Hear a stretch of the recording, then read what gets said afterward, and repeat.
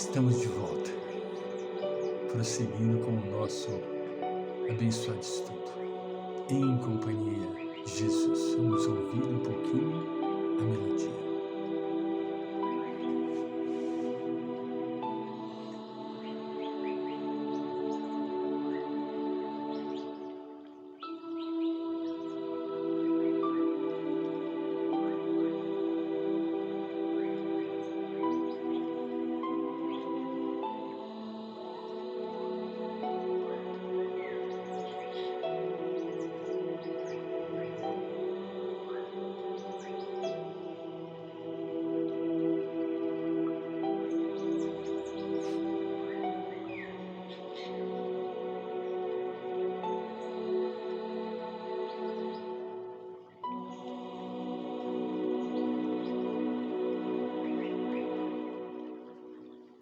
Muito bem.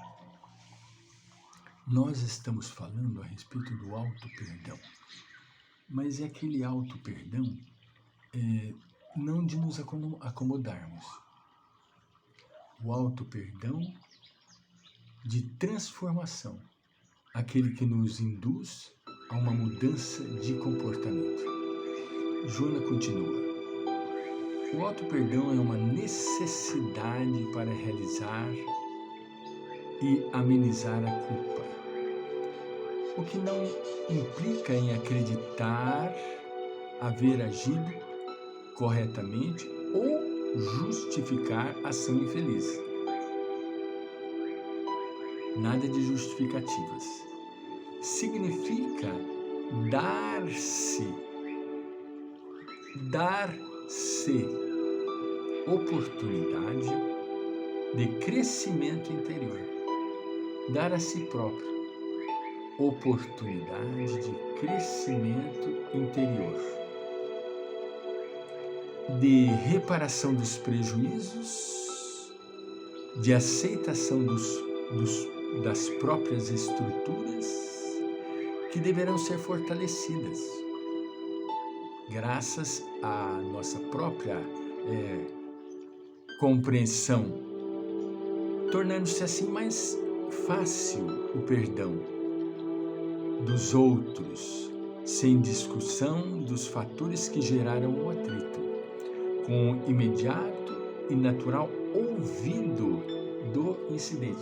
Olha, ouvidar. Isso é fundamental que a gente venha a entender.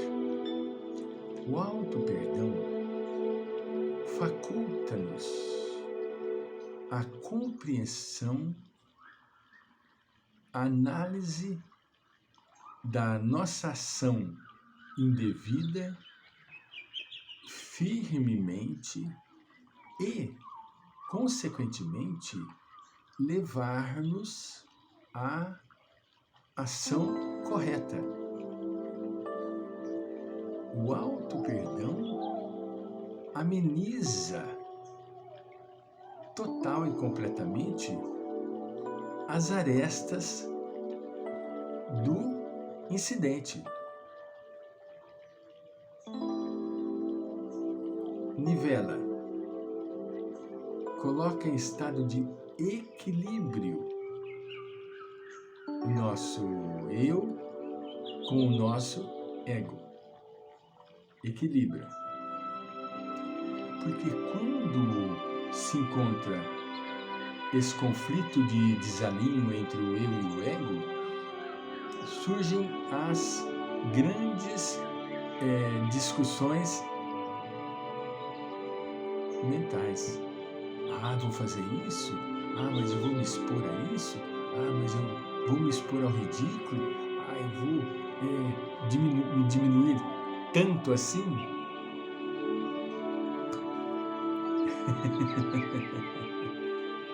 Orgulho é o irmãozinho do ego.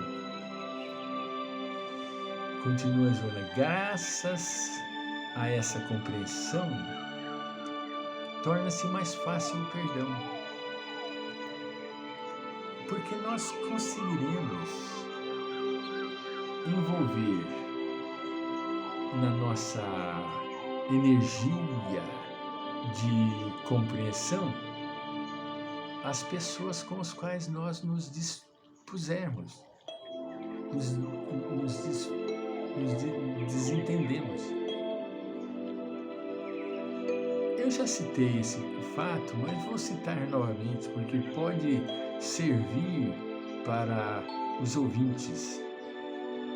Certa feita, eu tomei a consciência de que havia necessidade de eu me retratar com algumas pessoas. As pessoas talvez não tivessem absolutamente nada comigo, mas eu sentia aquele incômodo intimamente por uma conversa atravessada, né? Que eu tive com a pessoa. Muito bem. Peguei, arrolei o nome de algumas pessoas que eram as mais a quem eu devia uma atenção melhor, uma desculpa, né? Coloquei atrás da porta do meu pequeno escritório, na época que nós morávamos lá em Fernandópolis, né? E fui fazendo o exercício do auto-perdão, me identificar com a pessoa. E assim fiz. Cheguei no caso de uma pessoa que eu notei que a pessoa se esquivava muito de mim. Por mais que eu tentasse me aproximar dele, chegou a mudar de grupo de estudo que eu dirigia. Sempre estive envolvido nas atividades da Casa Espírita. E nesta, por sua vez, eu dirigia um grupo de estudo, né? E essa pessoa fazia parte do grupo de estudo. Ela mudou. Saiu do grupo de estudo que eu dirigia, foi para outro. Eu reconheci que era melhor para ele, não para mim, mas para ele, porque guardava rancor, ressentimento, né?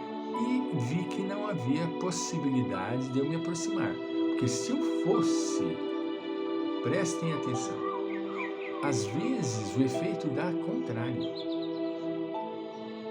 Presta atenção, este exemplo. A pessoa estava completamente incomodada comigo.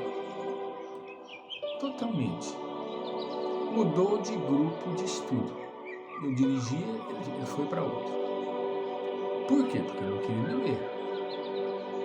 Agora imaginem vocês eu chegar, procurar, falar, fulano, não vamos ficar assim. Isso vai fazer ele dar uma possibilidade, não que faça assim, mas poderá dar a possibilidade dele achar que eu sou muito bambambam da balachita, querendo se desculpar, mostrando a grandeza, a humildade, entende? Falei, não dá para fazer isso conhecendo a pessoa como eu conheço, né? Aí o que eu passei a fazer? Vou repetir o que eu fiz, né? Dentro da minha bibliotecazinha pequena, era uma biblioteca de 2x2, mas agradabilíssima, tinha domos, não precisava nem acender a luz, né? Porque vinha claridade zenital. Então, pus uma cadeira, sentei em uma outra e comecei a orar e mentalizar ele naquela cadeira. Mentalizei. Isso foram mais ou menos uns 2, 3 meses. 3 meses aproximadamente. Certo dia eu estou lá, escrevendo na bibliotecazinha, né? Aí toca a campainha. Blim, blim, né? Naquela época a campainha fazia esse barulhinho. Blim, blim. Hoje tem, né? Enfim. Aí eu falei, quem será, né? Abri a porta da biblioteca, saí lá fora, minha esposa não estava trabalhando ainda no banco, meus filhos não estavam, tal. Muito bem. Eu cheguei lá, abri a porta, quem que era? Era a pessoa. A pessoa veio em casa. Eu reconheço que para ela foi, conhecendo-a como eu conhecia, foi muito mais difícil do que eu ir até ele. Quando eu ouvi, nossa, eu me desmanchei de alegria. Falei, nossa, faz favor, vamos... Não precisa entrar. Eu só vim trazer esses ingressos para você. Ele não precisava entregar para mim, que eu ia no centro. Eu pegaria no centro. Ele veio trazer. Falei, não, por favor, faça questão que você entre, vem cá. Senta, vem cá. Fomos, sentou, conversamos um pouco, né? Me deixou os ingressos, coisa e tal, aquilo outro, né? Não nos tornamos amigos, mas não alimentamos mais aquele desconforto. Verdadeiramente eu superei, mas eu notei que ele não conseguiu superar completamente, porque ainda assim ele me evitava um pouco. Ele me evitava, eu respeitava em profundidade, não procurei querer tirar a limpo ou querer conversar, em hipótese alguma. Deixei que o tempo se encaminhasse, né?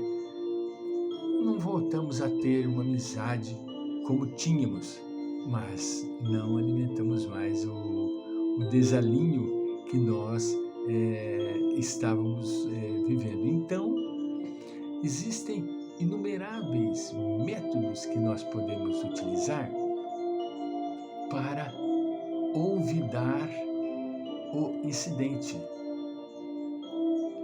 Um deles é auto-perdão.